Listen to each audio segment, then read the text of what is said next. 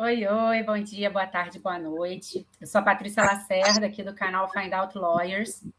A proposta do nosso canal é sempre trazer um convidado aqui para trocar um pouquinho de experiência, como é morar fora, quais são o que está acontecendo. Enfim, hoje a nossa convidada é a doutora Caroline Campos. A doutora Caroline, ela é advogada em Portugal. Ela iniciou sua trajetória há mais de 10 anos na advocacia civil contenciosa, passando pelas áreas de preferência empresarial e internacional. Possui anos de experiência e atuação em processos de nacionalidade portuguesa, vistos, Golden Visa, imobiliário, registral e comercial. Possui demandas tanto no Brasil quanto no Portugal e é apta a atuar em casos de direito comparado nas suas áreas de prática. E aí a gente hoje vai conversar um pouquinho com ela e ela vai contar um pouquinho para a gente da experiência, de como é viver em Portugal, né, doutora Caroline? Como que a senhora começou em Portugal? Por que Portugal? Oi, Patrícia, tudo bem? Então, eu já comecei desde 2017 na advocacia portuguesa, mas, na verdade, a história começa um pouco antes, né? Eu comecei a atuar nessa área de nacionalidade fazendo a minha própria nacionalidade. Eu já vinha para Portugal, eu tenho família portuguesa, né? Minha família é 100% portuguesa, meus avós são portugueses, então de pai e mãe. E eu, quando casei, depois a gente teve um filhinho pequeno, eu e meu marido a passear aqui com o nosso filho, e surgiu essa ideia, né? Nossa, a gente morava no Rio, né?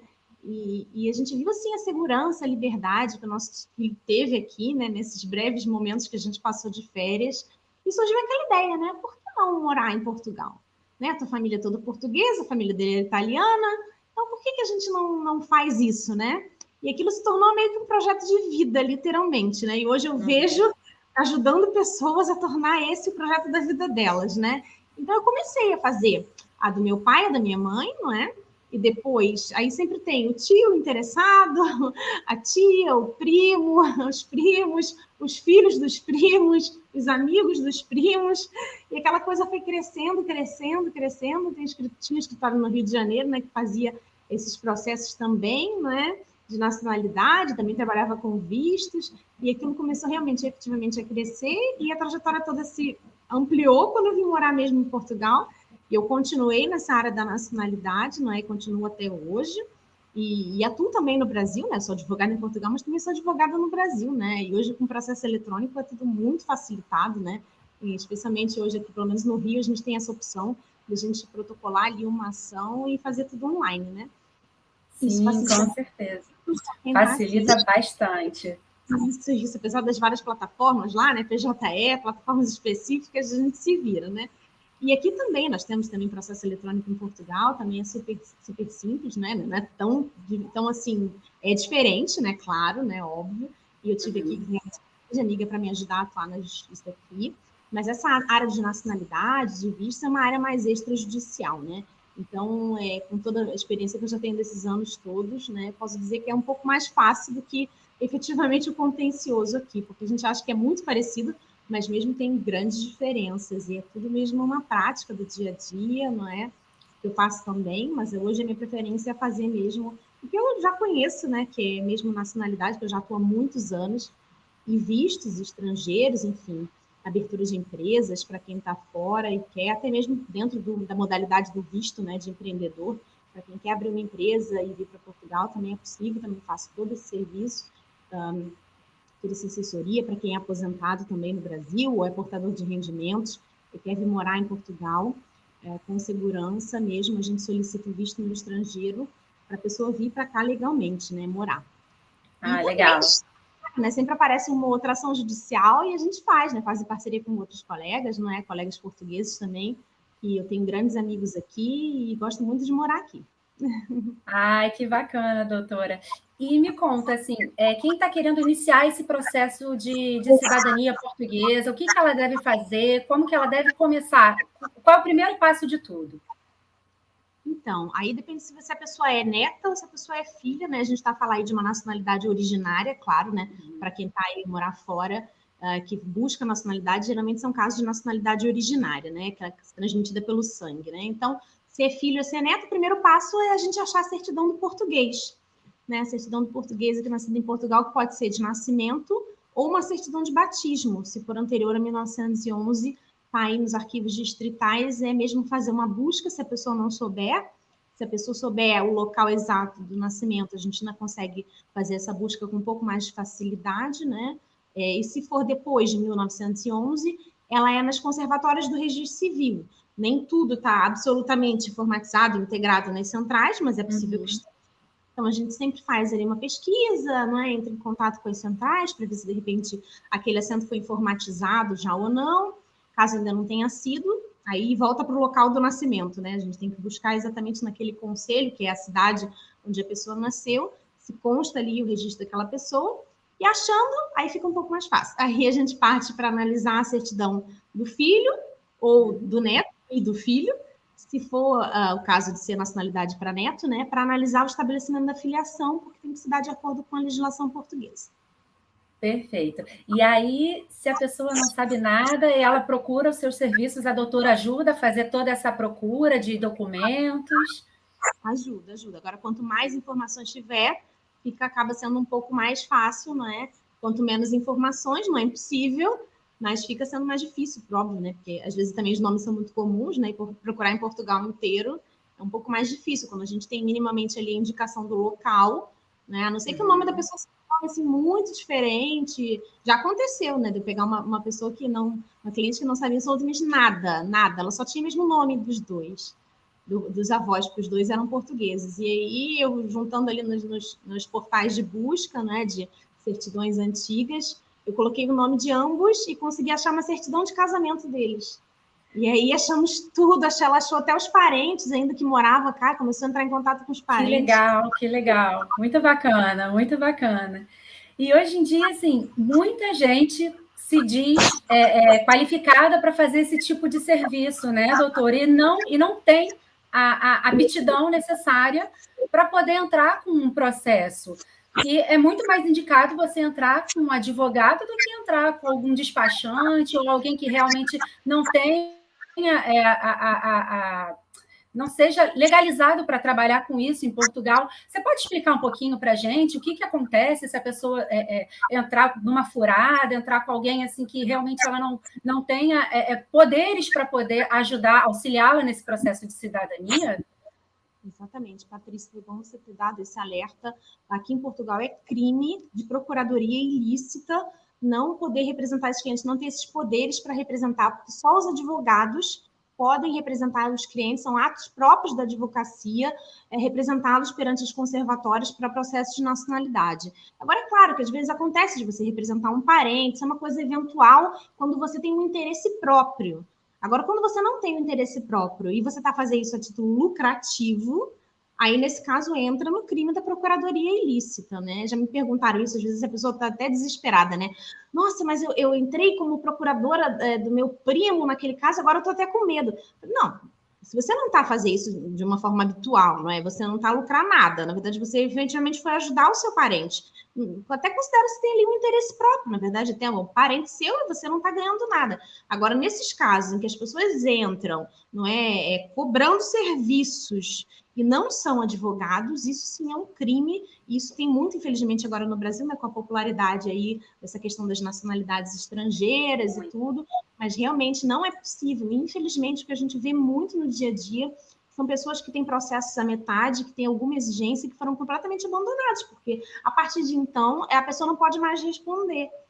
Então, quem é advogado, obviamente, está com a procuração, não é? E responde, faz uma petição. Mas para quem é dessas assessorias que não são advogados em Portugal, né? Bom dizer, advogados têm que ser inscritos na Ordem dos Advogados de Portugal. Portanto, eles não vão ter poderes para ir em nome do cliente, responder a conservatório e cumprir aquela exigência. O processo fica completamente abandonado. É realmente assim uma situação muito delicada, mas convém esse alerta, porque eu sei que não é todo mundo que sabe, e eu também, lá nos anos atrás, quando eu comecei, eu também não sabia disso, né? Porque a gente está no Brasil e às vezes fica alheio do que se passa em outro país, né? E não sabe que para você entrar com um processo desse aqui, para você representar uma pessoa aqui, e a título não é oneroso, né? Como eu disse, cobrando por esses serviços, você tem que ser um advogado inscrito na Ordem dos Advogados de Portugal. Entendi, gente. Fica esse alerta, então, Por favor, procurem algum advogado para entrar com processo de cidadania. E uma outra coisa, doutora, que eu acredito que seja bastante recorrente em Portugal, a gente tem muito brasileiro que acaba saindo do Brasil para tentar a vida em Portugal e está ilegal naquele país. O que ele pode fazer para ele poder regularizar a situação dele? É possível? A lei de estrangeiros, né, ainda mais depois das atualizações que já teve nos últimos anos, né, ela já possibilita algumas formas de autorizações de residência, né, que é a forma de legalização no país, com dispensa de visto de residência. Que nada mais é do que exatamente regularizar quem está numa situação irregular no país, né? Antigamente isso era muito difícil e hoje existem várias exceções, é claro que depende do caso concreto, mas ali a gente vai citar por contrato de trabalho ou por exercício de uma atividade profissional independente, né, que é um profissional liberal. É óbvio que isso aí também depende da quantidade de valores que estão envolvidos nesses contratos, né, porque há de se manter ali os meios mínimos de subsistência aqui no país, entre outros, né, que é isso aí, caso a caso a gente tem que analisar. Mas, genericamente, é isso. O exercício de uma atividade altamente qualificada, também é possível dispensa de visto. No caso de um estudante também, alguém que está fazendo ensino secundário, ou um ensino técnico profissional, que tem que ter qualificação ali 4, 5 no nível das qualificações, ou então uma atividade, um estudo nível superior, também é possível, licenciatura, mestrado, doutoramento, como é chamado doutorado aqui em Portugal, também é possível dispensa de vistos de residência. São esses os casos assim, que eu me lembro aqui de cabeça, além, obviamente, da atividade para fins de investimento, que é a área, que é o famoso Golden Visa, né? Pois é. Eu acho que esse Golden Visa agora está super na moda, né? Muita gente está investindo nesse visto. Isso, Portugal teve um boom muito grande do Golden Visa, mas agora o governo resolveu limitar um pouco, né, para os territórios do interior, porque realmente nas grandes capitais estava mesmo muito saturado mesmo. Olha, e os imóveis subiram assim absurdamente. Então, acredito eu, nessa é uma opinião pessoal, o governo resolveu limitar um pouco para desenvolver mais um pouco os territórios do interior, não é? E não acabar com esse programa do Golden Visa, que tem sido criticado aqui na Europa, né, por uma outra razão, mas basicamente por essa também, né? Acaba por elevar os preços dos imóveis e, no final das contas, né, quando você obtém essa autorização de residência no país, né, seja por qual fundamento for, ao final dos 5 anos de residência legal, aqui em Portugal é possível pedir a nacionalidade portuguesa por naturalização. Ai, que bacana. Exatamente, uma forma de ter a nacionalidade portuguesa. Residência então, legal. Isso, então quem já está morando há 5 anos, mas essa residência ela tem que ser ininterrupta, né? Ela não pode sair de Portugal e voltar? Pode. Existem alguns prazos que a lei estabelece, sim, não precisa ser interrupta 365 dias por ano, não. E a grande benefício do Golden Visa é isso, é que o Golden Visa você só era obrigado a permanecer por 7 dias no país por ano, não é? 7 dias no primeiro ano e depois 14 na segunda renovação, que seriam 2 anos, então, no final das contas, dá 7 dias por ano. Na verdade, é uma residência, mas não é uma residência, né? Sim. Também uma razão das críticas, mas, enfim, foi um programa que realmente atraiu muito capital estrangeiro para Portugal, isso é inegável, não é? E desenvolveu bastante o país, eu espero que continue. Ai, com certeza, doutora. E uma outra coisa que a gente também tem visto bastante é a questão do representante fiscal, né? A senhora poderia falar um pouquinho sobre isso? O que é? Porque muitos imigrantes eles têm dúvidas sobre esse assunto, né? O que é esse representante fiscal? O que ele simboliza? Como que funciona na prática? Sim, essas regras foram alteradas agora há pouco, né? Há alguns meses atrás, não, mês atrás, né? Na verdade, no final do ano passado, início do ano passado, desculpa. E agora, para você alterar essa representação fiscal para Portugal, tem algumas especificidades. Antigamente, você só alterava mesmo com o visto de residência, né, com a autorização de residência no país, ou se você passasse mais de 183 dias, que é o que diz o código, né, do IRS. E agora eles estão a permitir que você, quando tenha uma escritura pública de um imóvel de compra e venda no país, que você consiga fazer essa alteração, ou um contrato de arrendamento que você consiga fazer essa alteração. E isso tem impactos fiscais, né? Porque se alterar uma residência fiscal é alterar o estado para o qual você vai pagar os seus impostos, né? Você vai, pelo menos, ter aquela obrigação de declarar pagamento daqueles impostos, inclusive no exterior, né? É bom ressalvar isso, né? Quando a gente fala em declarar, as pessoas às vezes acham assim, então eu vou declarar o que eu ganhei em Portugal. Não é só isso, porque o regime abrange também os rendimentos do estrangeiro. Então, caso a caso, a gente tem que analisar isso. Agora, para quem não compreende, não está ali naquelas normativas legais, né, não se enquadra em nada disso, vai precisar de um representante fiscal. Porque aquela pessoa não pode simplesmente ter o seu número de contribuinte aqui, não é? Se ela não preencher esses requisitos. Só que o número de contribuintes sem ele você não faz nada. É a primeira coisa que a gente faz, né? É o número de contribuintes daquela pessoa. Então, às vezes, nossos clientes de visto, né? A primeira coisa que a gente faz, óbvio, né? É ter esse número de identificação fiscal, que é o número de contribuinte, ou NIF, e como eles estão fora, não tem título de residência, não tem nada, né? Há de ficar com um representante fiscal. Então em qualquer modo, ele vai ter que ficar, ou a pessoa que chega no país, né? E não preenche nenhuma dessas condições que eu falei, também vai precisar de um representante fiscal para poder ter um número de contribuinte, mesmo que ela esteja aqui, mesmo que a intenção dela seja morar. Porque se ela não tiver ali o título de residência e não preencher essas condições, não tiver um contrato de arrendamento, a escritura pública, o imóvel, não é? Enfim, ela não consegue alterar a residência fiscal dela para Portugal e não consegue fazer o número do contribuinte sem um representante fiscal. Então, esse é mesmo a primeira coisa a ser feita, não é? E a partir daí, ele pode firmar o contrato, porque também tem uma coisa engraçada, para você fazer uma escritura pública, você também precisa do número de contribuintes. Para você fazer um contrato de arrendamento, você também precisa do número de contribuintes. Então, das duas, uma, né? Ou você começou isso tudo com um representante fiscal, né? Ou isso, seu número de contribuintes, ou você tem nacionalidade, ou você mora na Europa, que também é dispensável um representante fiscal. Não tem muito como fugir. O primeiro passo é mesmo esse número de contribuinte, que equivale ao CPF no Brasil, né? E se você mora fora ou não está com essas condições, você precisa mesmo desse representante fiscal. Esse representante fiscal, a pessoa que vai receber as intimações das finanças, as correspondências das finanças, a senha de acesso ao portal eletrônico, qualquer notificação. Então, assim, é uma coisa muito importante. Não tem pode que ser alguém de extrema confiança, exato.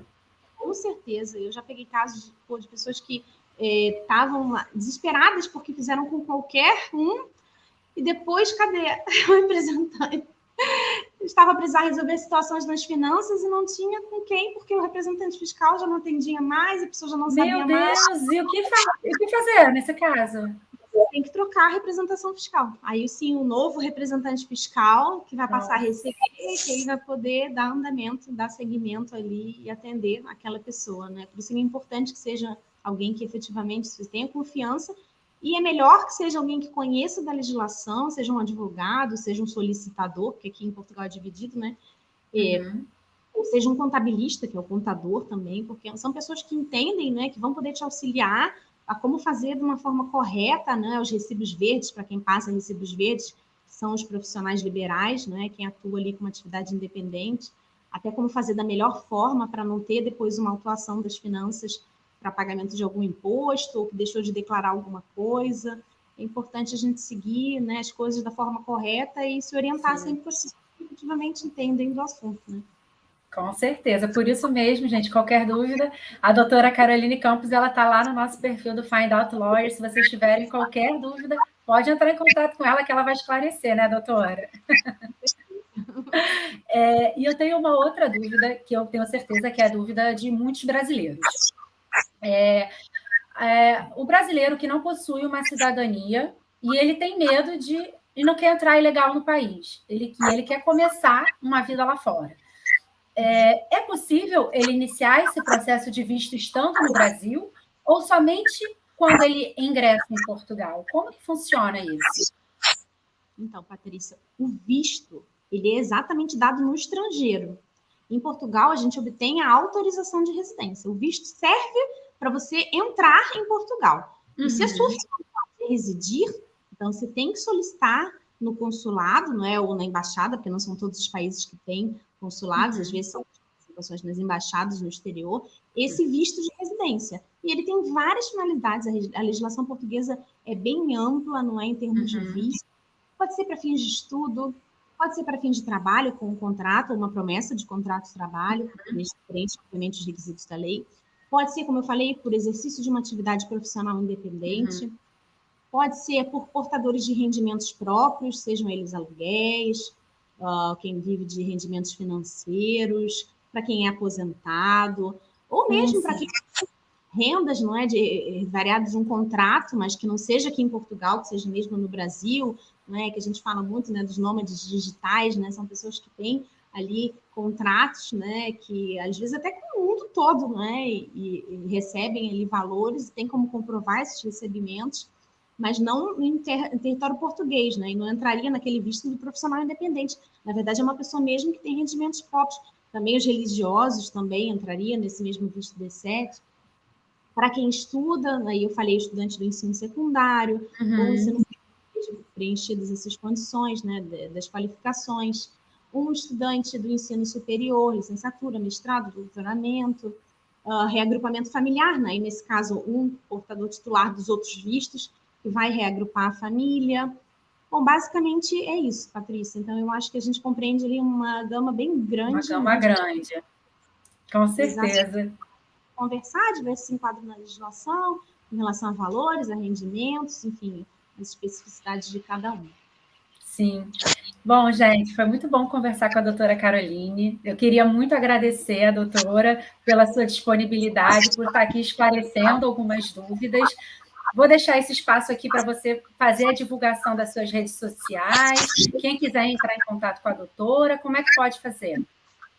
Então, eu estou presente, bom, acho que quase todas as redes sociais, menos o Twitter, né?